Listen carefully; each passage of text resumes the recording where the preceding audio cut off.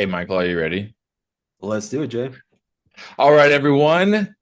Welcome to our fourth episode of the Fantasy Island Fantasy Football Show. And I gave us a little bit too much credit last time. I said shout out to all of our 15 viewers. I want to shout out all of our 8 viewers out there. So appreciate you guys tuning in. We're excited for this show. Today, what we have in store for you is we're going to go over how to prepare for your auction draft and how to allocate your budget accordingly by position. Mike and I have a couple different philosophies. Mine is slightly better, but we're gonna we're gonna go into that, and then we're gonna go into targeting your tiers, not your players, and what we mean by that. We talked to it last time. If you go after just one player, you could get screwed. So we're going to talk about how to kind of go around that and really target your tiers and maybe even get your player in the meantime as well. So with that, we'll start with the allocating your budget. And Mike, do you want to start off your philosophy? Yeah, I can start off with mine. All right. So really, I think the difference between us is you kind of break it down even smaller than I do.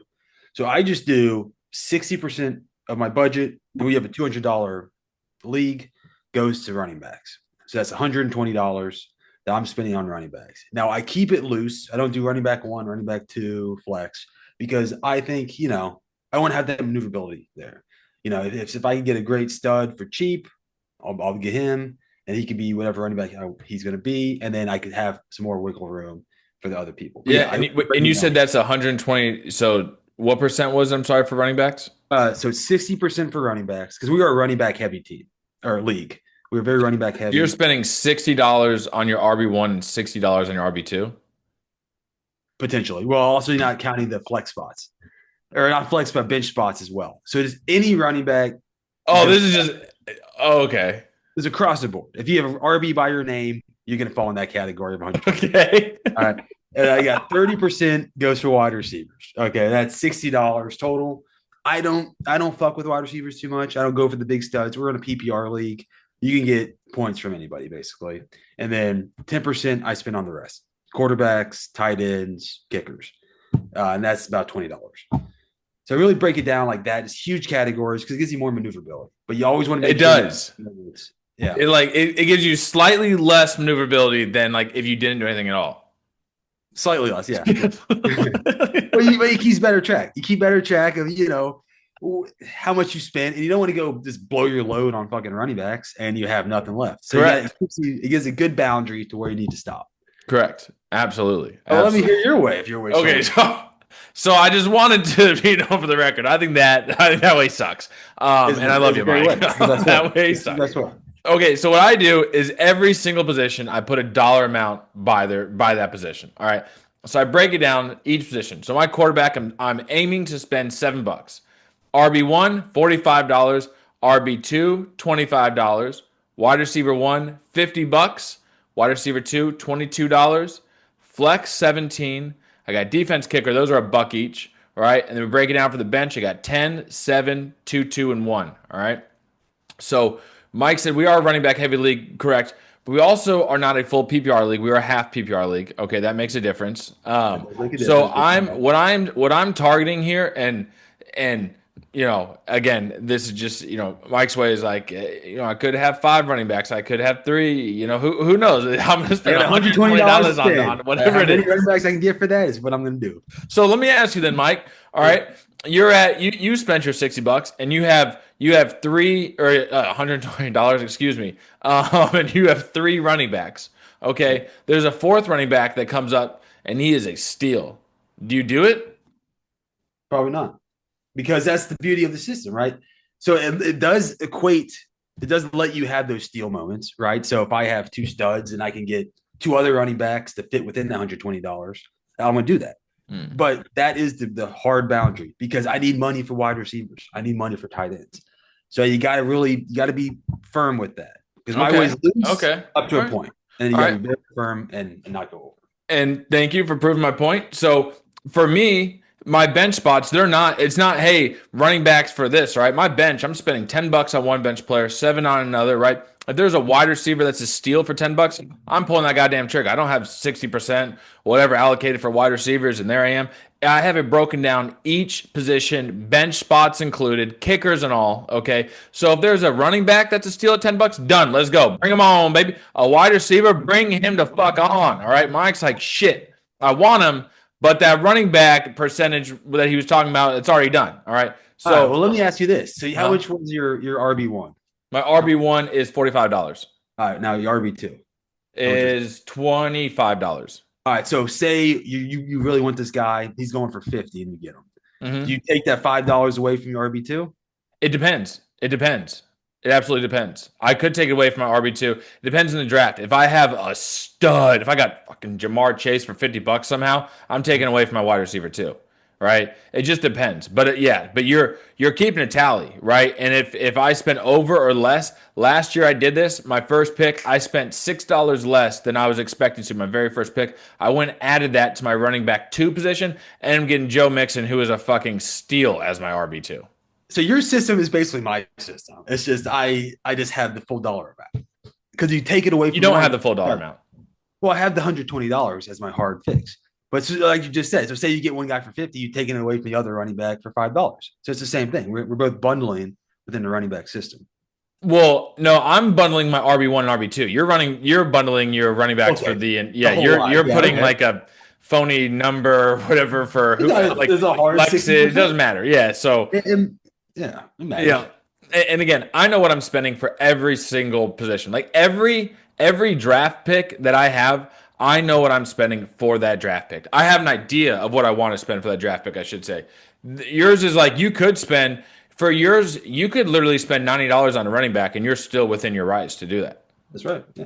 I got $30 more to spend on another. Yeah, exactly. Now, ideally, you don't want to do that. You want to be back of that within the $120. But but you know what? You're still staying within your guidelines. So your guidelines are very well. This jazz, you just gotta.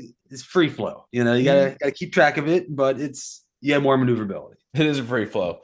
And again, I don't want to disappoint our 8 viewers out there. I don't want to get on tangent. But I will just say I hope you bring that philosophy to our draft this year. I will. So, it's fun. Good. I'm gonna look at your paper and you better have percentages by it for whatever number of running backs or wide receivers.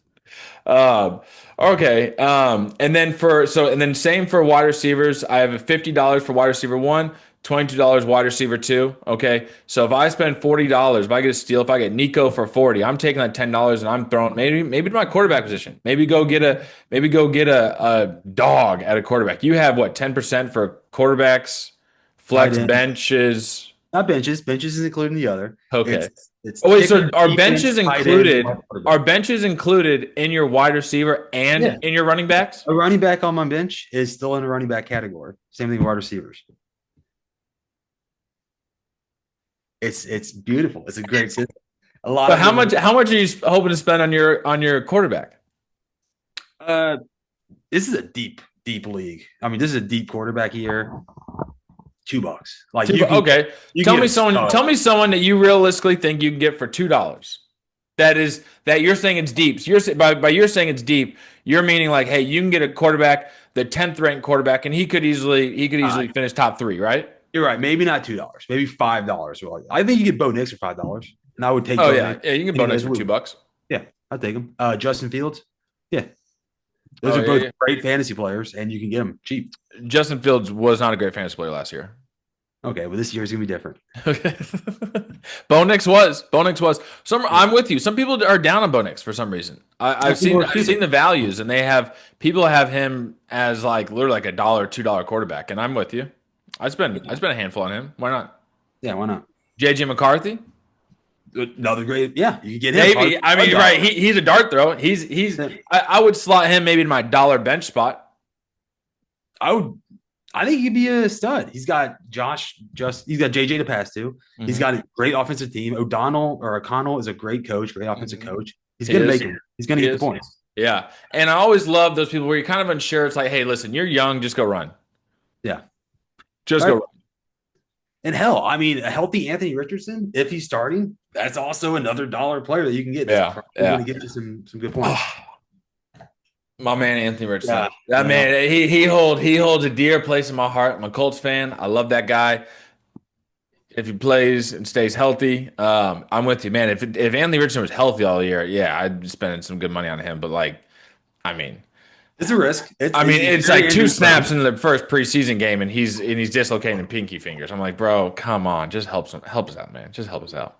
So, all right, well, I think we hit that one home. Majority of our 8 viewers, I guess, they will definitely go towards my way. I don't think so. I think you're going to see the light and come Michael's way. All right, well, comment below, like, subscribe, all the above. Tell us which one you want to do. All right. And then we have the target your tiers, not your players. All right. So again, before we were saying, hey, if you're just holding out for a player, you're going to get screwed. That player could be the last of that tier. They're going to go for more than what you're expecting, or maybe more than that 60 percentage that you have there for your running backs or whatever. Okay. So it could be $120 for that one guy. You never know. All right. Never fucking know. But target your tiers. Okay. So those are, obviously we don't need to break it down like we all know what a tier is. Okay. But those are players that you expect to have relatively the same possible outcomes throughout the year. Okay, relatively same floor, relatively same ceiling, right? So if you're going to draft a Brian Thomas Jr. or AJ Brown, Drake London, Lad McConkey, right? If you have, let's say, those could be your wide receiver ones. Clearly, they could, right? So if you have $40 for wide receiver one, go throughout the draft, and if Brian Thomas is at 39 going once, whatever, put your bid in, right? And then if he goes over, then drop out. Do the same for AJ Brown. As long as you're drafting one of those players within the tier, then you're basically, getting the same projected outcome, right? So obviously, that's remained to be seen, but as long as you're targeting those tiers, you're not going to get stuck, with overpaying for one player because you're desperate. That's right. Yeah. Once the tier one running backs are running out, there's only one left. It becomes a bidding war. Your back's against the wall. You need that stud, and you can start paying way more than he's worth, even though he's the stud. So yeah, you gotta make sure that you're paying attention to the tiers. Like I said, you got to be smooth with it. You got to leave it open to get any player in that tier, not just target your one guy because you'll get stuck and pay out the ass for him. Yeah, yeah. And that has happened to me many times and it sucks. So definitely don't do that. Mike, on the spot here, I don't know, do you have your sheet up at all with the players? I don't. I've been slacking. Okay. All right. Well, let me ask you I got it anyways. all up here. All right. Okay. All right. Let me ask you anyways. Let me ask, is there a tier for running backs and wide receivers that you're targeting and a tier that you're staying away from? Not a tier I'm staying away from.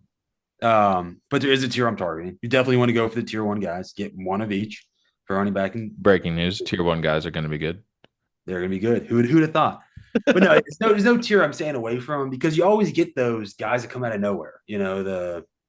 The sleepers, and Mm-hmm. those are any tier. So you just gotta know who. All right, so this is when you can kind of go for your guy is in the lower tiers. Yeah. Like Yeah. this guy I think is going to have a better year than the numbers are saying and the tier is saying. So you can go for him.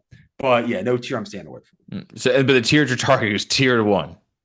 Well, okay, not directly tier. I'm open to tier two. Honestly, I think a team of tier two players is better than a team of two tier one players and a bunch of tier four players, right? Yeah. So you could make great teams without a tier one player. Okay. All right. I have it broken down. I'll say this. I have the sheet here because I don't have it in my head as well as Mike did.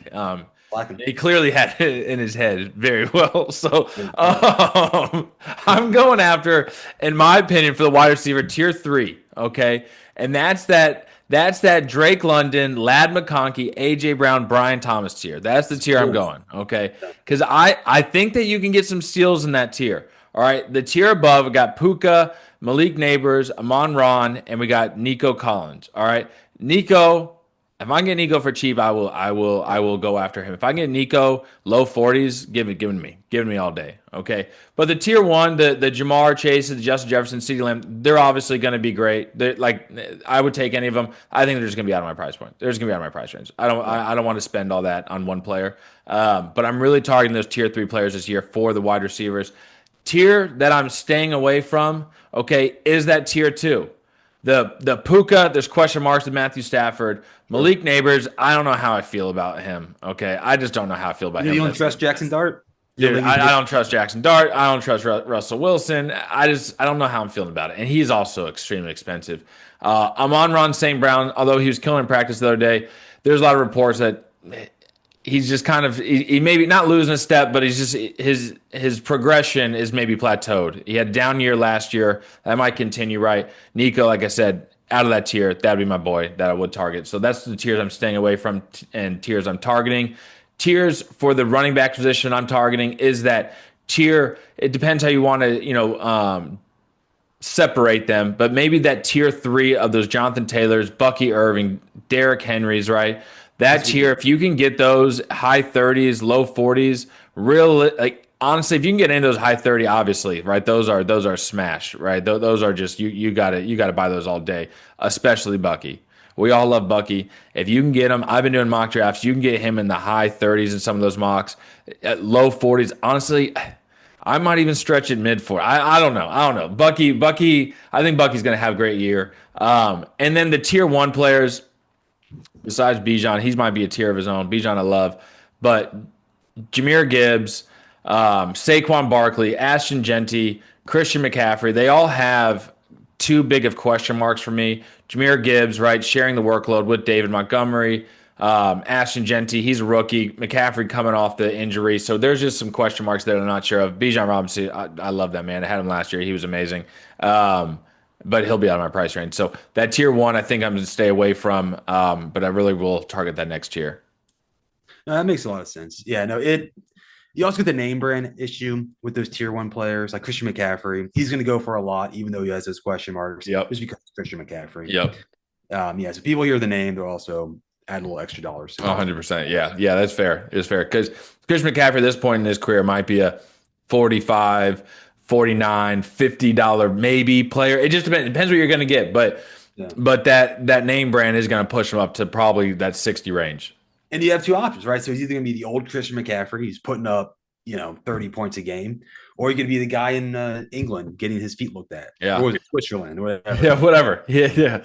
But that's the beauty of fantasy football, though. It's like you got to. There's no rewards for second place. Trust me, I know. I know. There, you don't get a trophy. You don't get a banner hanging out there. Okay, at the cathedral. All right, the cathedral. What? You don't get a banner hanging out there for second place. All right, so sometimes you got to swing for the fences because that's all it's here for. We're here to win championships. We're not here to fucking place, okay? Right. Yeah, you don't get a banner for second place, but you do get punishment for last. So You do. But is it worth it for you? Like if you have a roster full of players who are just boom or bust, do you like that or no? I don't like that. I like consistency. I'm with you. More like I would rather a guy who will give me 15 guaranteed rather than a guy who can give me 5 or give me 25, right? I want that consistency. Yeah, fair. I'm with it because you can't win a championship without making the playoffs. So if you're losing games because of inconsistency like that, then you're not going to make the playoffs, and it doesn't matter how good on paper your team is. So, and when you come playoff time, if you have a boom or bust team, you got to be doing rain dances and praying and all that just to make sure you guys boom for that one game. Because if you lose out, absolutely could get blown out. Yeah, like you said. Yep. So fair. All right. Michael asked me to never ask him this again. So before we go, I'm gonna ask him again. Mike, do you got anything else? Nope, nothing for me. Okay, cool. All right. Well, with that, again, we have target your tiers, not players, and how to allocate your budget. Mike suggests spend $120 on one running back. I go after a little bit differently. That's for all the running backs. Well, it could be one running back, right? In your theory, it could be one running back. All in one guy. Okay. So all right. All right. Well, guys, again, those 8 viewers, if we increase to 9, Mike's going streaking. All right. We'll see you guys. Bye, y'all.